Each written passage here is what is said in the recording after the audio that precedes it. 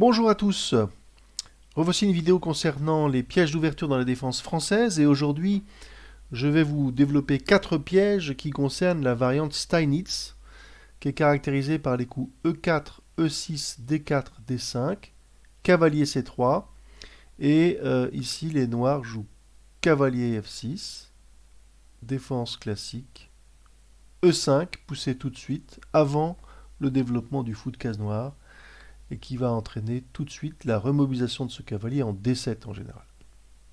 Dans cette position, je vais d'abord vous montrer des pièges qui concernent des coups marginaux de développement, les coups principaux étant le coup F4, ici, pour consolider le centre et donner de l'expansion au centre, ou le coup cavalier E2 pour permettre aussi la consolidation du centre par C3.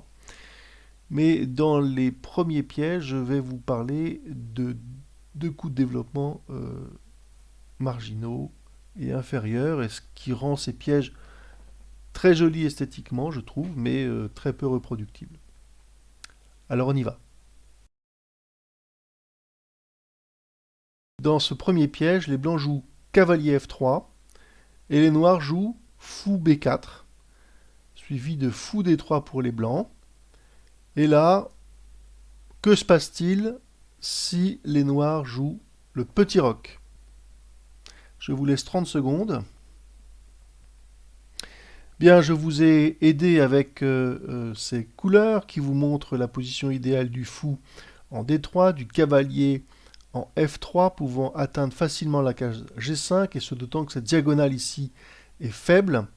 Vous voyez que si ce pion H7 est faible, n'est plus défendu par un cavalier en F6, et vous voyez que ce fou ici est hors jeu, ne peut pas concourir à la défense des noirs sur la diagonale. Et donc c'est tout à fait le motif du sacrifice grec. Alors je ne vais pas vous le détailler encore une fois, je l'ai fait en détail dans la vidéo dont je vous mets tout de suite la référence. N'hésitez pas à la regarder pour avoir des précisions si vous le souhaitez.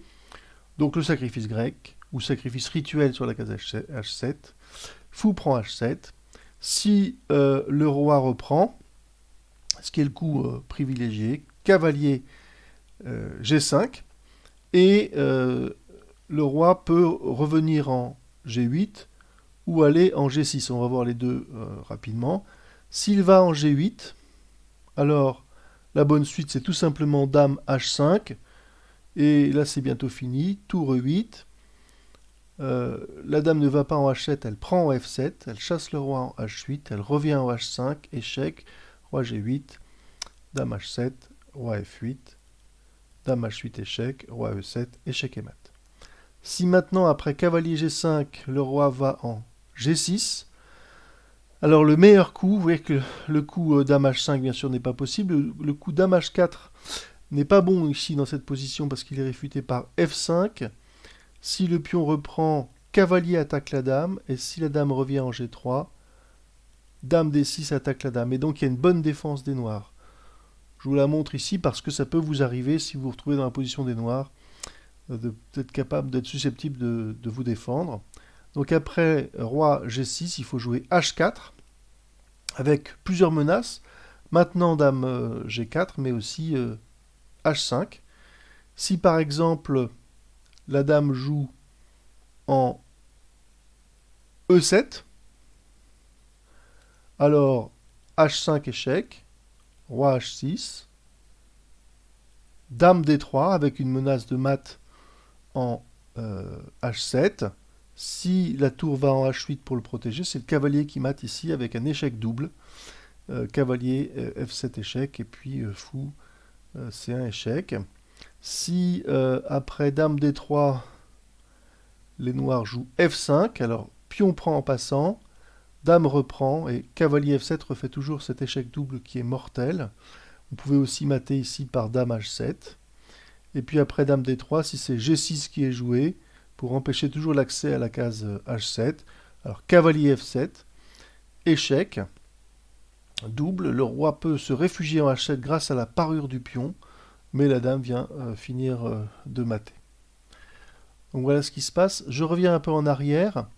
Si après H4, les noirs jouent tout de suite F5. Alors H5 échec, roi H6, cavalier E6, échec à la découverte, et puis perte de la dame.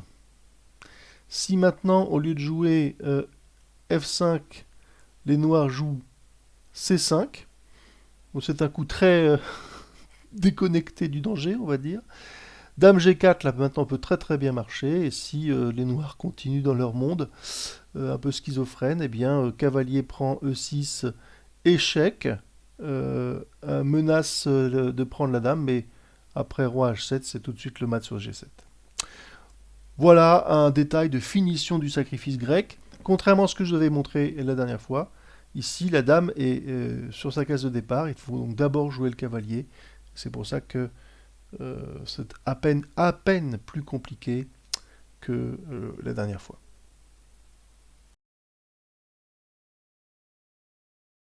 Bien, revenons à cette position initiale de la défense Steinitz et à ce coup de développement inférieur, cavalier F3. Là, les noirs peuvent jouer C5, échange du pion C, fou prend C5 et les blancs peuvent jouer F4. Pas du tout un coup naturel dans cette position. Simple défense du pion E5 et puis surtout préparation au grand roc. Le coup normal, hein, c'est bien entendu fou D3 qui est complètement naturel. Vous le savez, mais si les blancs jouent en F4, et ça a déjà été joué en réalité, les noirs se développent, cavalier F6. Si maintenant les blancs jouent fou D3, on est dans une position difficile à tenir pour les noirs parce que les deux coups les plus naturels sont mauvais. Vous allez tout de suite comprendre ce qui se passe si les noirs jouent le petit roc. Parce que, vous avez compris, hein, c'est le sacrifice grec. Fou H5. Si le roi prend, c'est la combinaison classique. Cavalier G5, roi G6. Alors on peut jouer H4, mais on peut aussi jouer Dame H3 ici dans cette position, contrairement à la position précédente. Roi H6, cavalier F7, échec double, roi H5, Dame H7, échec, roi G4, Dame H3, roi prend fou et Dame F3, échec et mat. Ce qui est plus intéressant, c'est d'analyser ce qui se passe après fou H7 si le roi se réfugie en H8. Pourquoi? Parce que la dame n'a pas la possibilité d'aller tout de suite en H5. Et donc du coup, les blancs jouent fou D3. Donc ils récupèrent leur fou.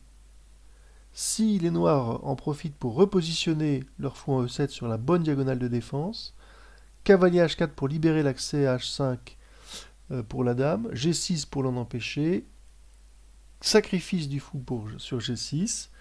Si le fou prend ce cavalier, c'est pas du tout la bonne réponse parce que dame H5 suivi du mat. Après fou G6, pion prend, cavalier échec, roi G7, dame G4, menace d'échec à la découverte. La tour est en prise, donc elle se défend en se positionnant tout simplement en G8, il n'y a pas beaucoup d'autres possibilités.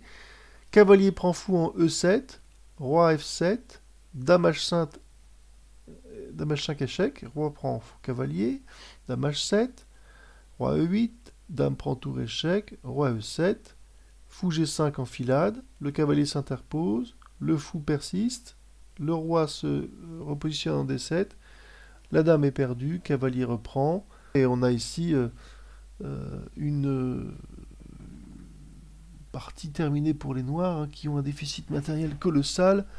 Les blancs ont gagné une dame, une tour et 3 pions, et les noirs n'ont gagné qu'un fou. C'est QFD. Donc tout ça, c'était pour vous illustrer que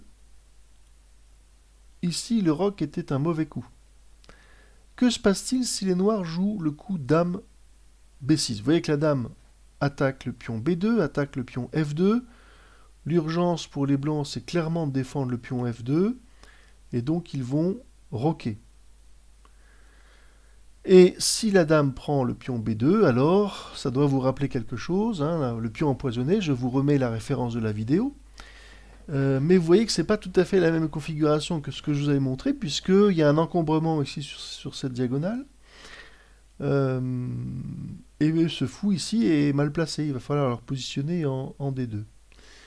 Alors voilà comment ça se passe dans cette position-là. En fait, les blancs ne peuvent que difficilement espérer prendre la dame, mais ils vont avoir quand même un avantage matériel.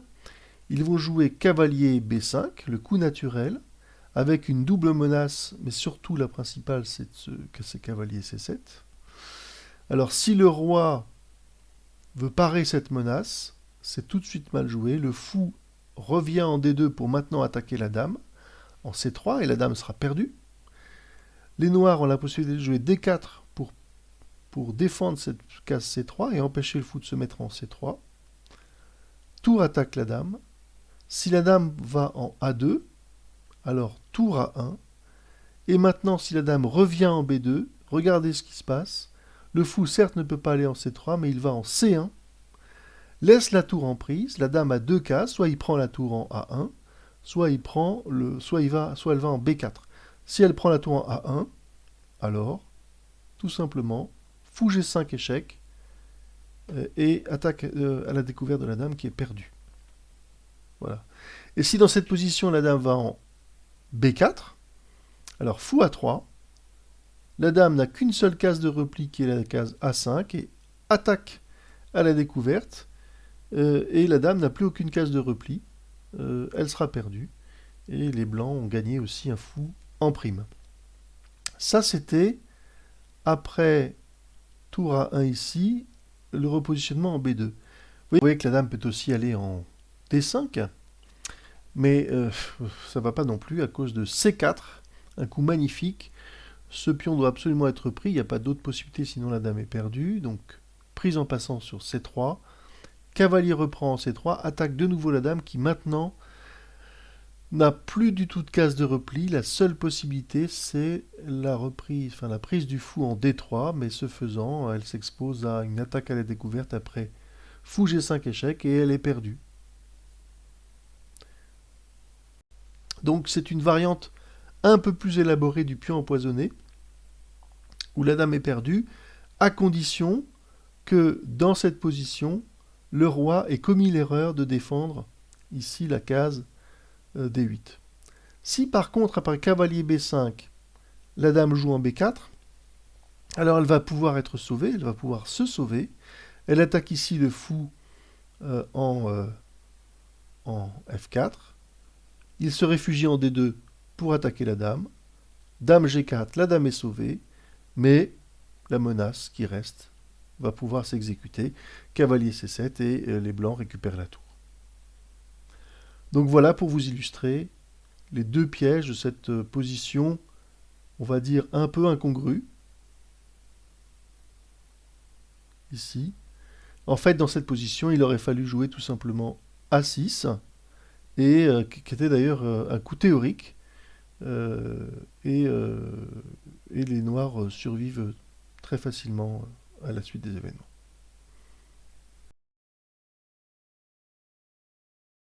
Bien, nous repartons pour ce troisième piège.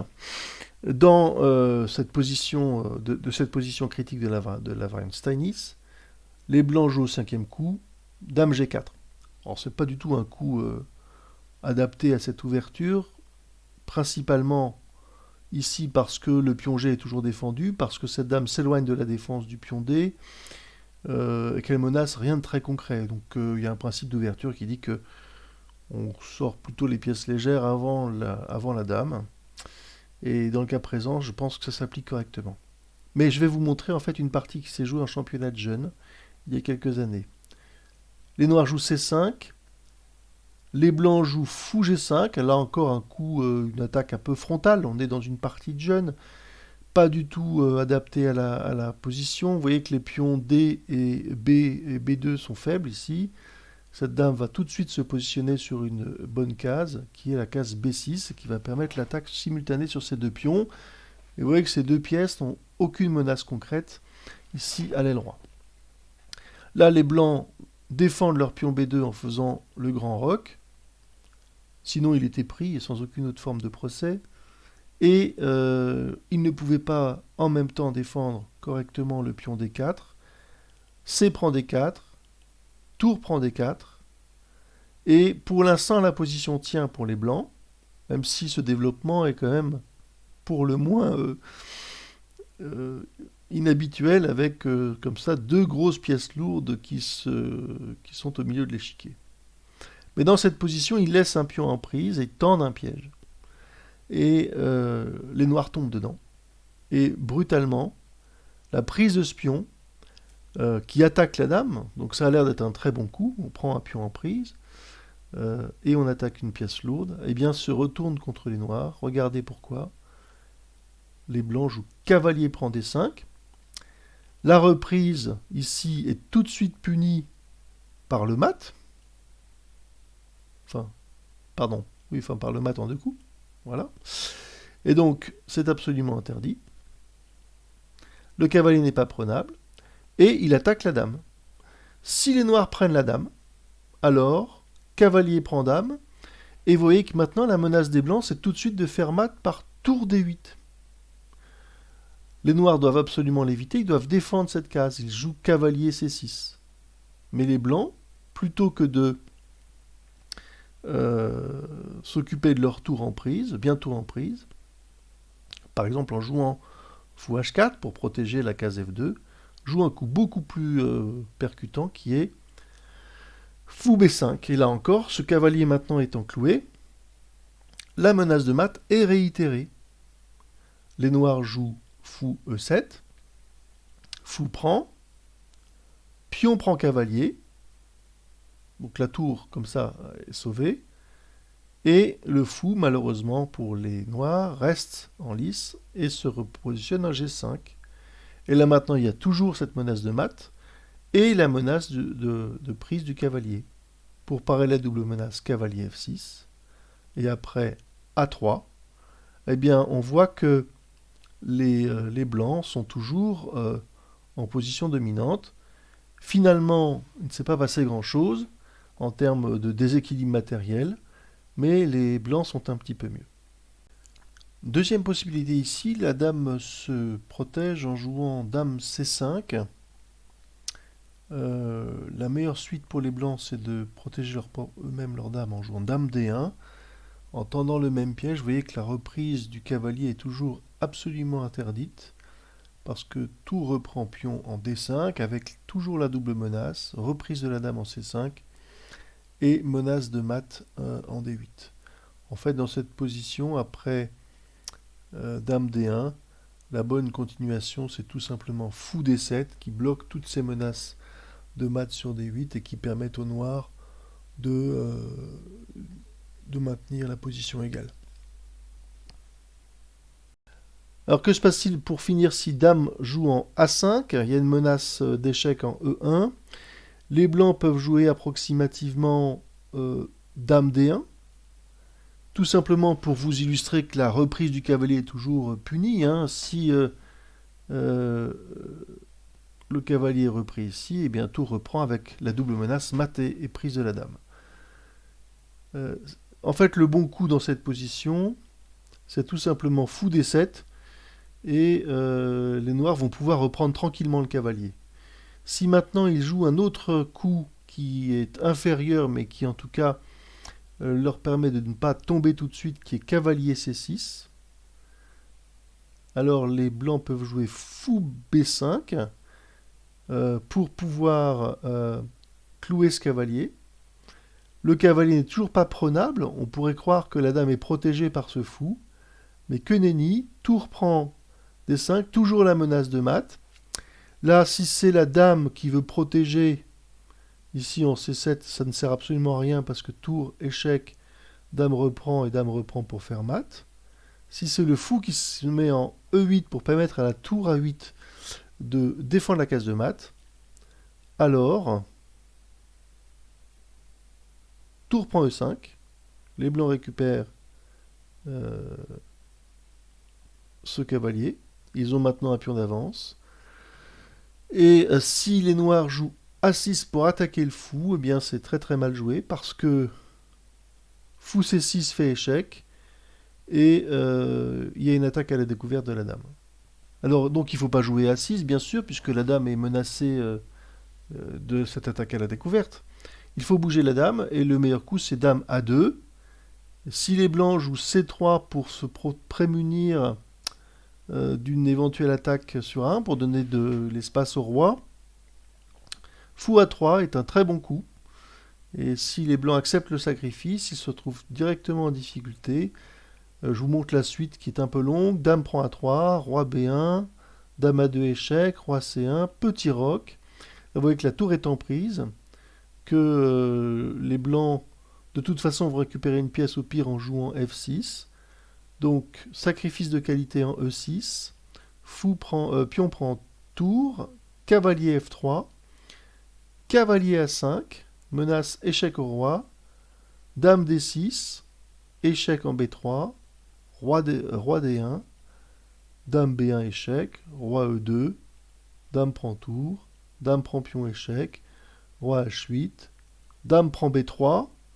Pour l'instant, les blancs ont 3 pièces légères contre 2 tours. C'est sensiblement équilibré. Mais après, dame prend G2. Vous voyez qu'il y a 2 pièces en prise. Le cavalier en F3 et le fou en G5. Et donc les noirs reprennent l'avantage. Bien, donc pour finir, je vais vous montrer maintenant un très joli piège dans lequel le grand Anatoly Karpov est tombé lui-même en simultané. Et donc intéressant à étudier. D'autant plus qu'il provient d'une séquence d'ouverture qui, contrairement à ce que je vous ai montré jusqu'à présent, est une des variantes principales tout à fait valides de la Steinitz. Donc E4, E6, D4, D5, cavalier C3, cavalier F6, E5, cavalier D7, et là le repli en E2 pour permettre la poussée du pion en C3, la consolidation de la chaîne centrale des blancs. Ce cavalier va pouvoir se repositionner en G3 ou en F3 suivant la configuration de la partie. Les noirs jouent C5, C3, donc le coup attendu, cavalier C6, F4, dame B6, cavalier F3, pion prend, pion prend. Pour l'instant, les deux positions sont solides. F6, donc on est tout à fait dans une attaque de la chaîne de pions classique par derrière et par devant, si je puis dire.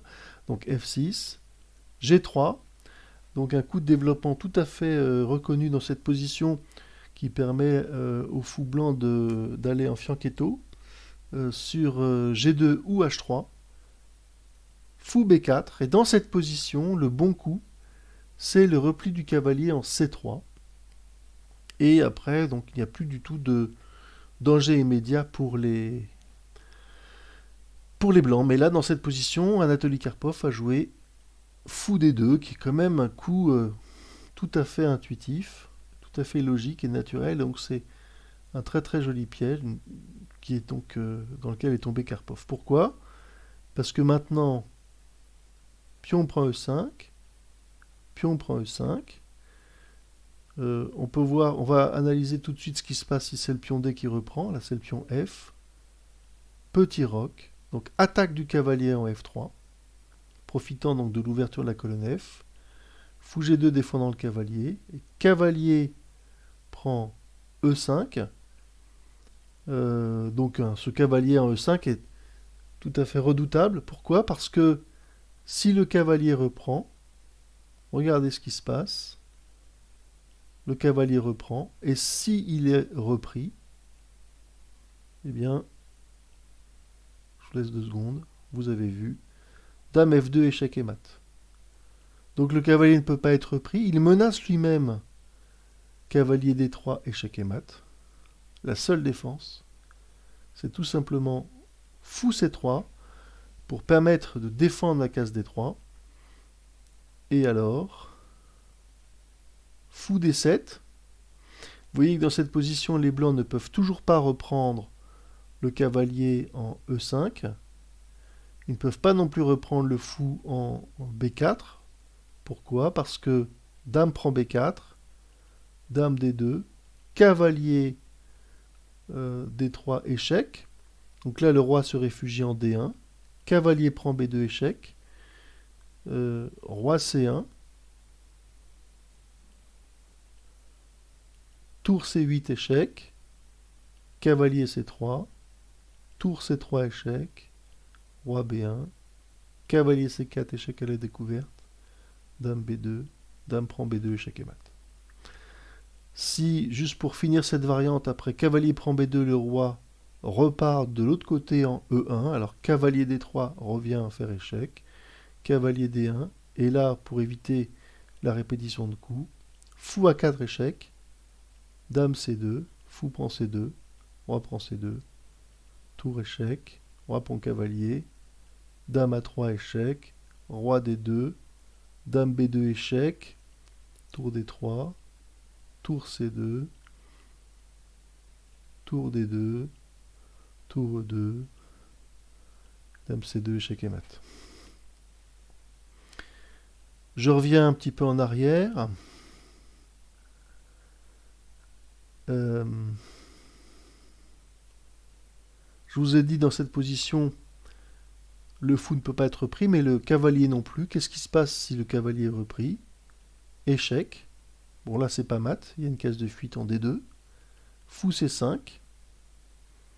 Et si les blancs protègent leur fou qui est en prise, ici, eh bien, fou B5. Le cavalier est cloué et menacé d'être pris. Fou H3 pour trouver du contre-jeu et libérer la tour de la défense du fou. Dame E3 échec. Roi E1. Fou prend E2. Dame prend E2. Et maintenant, bien, vous voyez que la tour n'est pas défendue et les noirs récupèrent du matériel. Même beaucoup de matériel, comme vous voyez ici. On vient d'analyser tout ce qui découlait de la reprise du pion F sur E5. Qu'est-ce qui se passe si c'est le pion D? Alors, cavalier C5 menace mat sur D3. Cavalier C3 libère une case E2 pour le roi. Cavalier E4 menace mat sur F2 par la dame. Cavalier prend. Pion prend cavalier. Cavalier se sauve en G5. Dame E3 échec. Le fou s'interpose. Petit roc. Donc là, les noirs ont quand même une grosse initiative. Les blancs vont se défendre en supprimant une pièce d'attaque en B4. Fou prend B4. Cavalier reprend. Dame D2 pour provoquer l'échange des dames. Échec au roi. Cavalier D3. Le roi, s'il fuit en F1, est tout de suite maté. Donc après cavalier D3, il va en D1. Cavalier F2. Roi C2. Bon, là, les noirs peuvent reprendre la dame puis la tour, et c'est déjà gagné. Hein. Ils peuvent essayer de jouer en continuant l'attaque. Par exemple, dame B6, avec la double menace ici, tour D8 et cavalier prend tour. Si les blancs jouent tour HF1, tour D8 attaque la dame, dame C3, H6 attaque le cavalier, dame B3. Et dans cette séquence que je ne vais pas développer plus avant, il y a toujours une très forte initiative des noirs, dame A5, dame E3 pour défendre la case D2. Les noirs développent toutes leurs pièces pour l'attaque, et dans la variante que j'ai calculée, eh bien, se retrouvent soit avec une attaque de mat, soit avec un gain matériel significatif. Vous verrez ça sur le fichier joint si vous le souhaitez. Voilà, donc je vous ai développé 4 pièges dans la défense Steinitz de la française. J'espère que cette petite vidéo vous aura plu et amusé. Honnêtement, la majorité des pièces ne sont pas tout à fait reproductives dans vos parties, mais ont été réellement jouées. Et donc il fallait vous les montrer. Je vous souhaite une bonne continuation, amusez-vous bien et merci de votre soutien. Bye bye.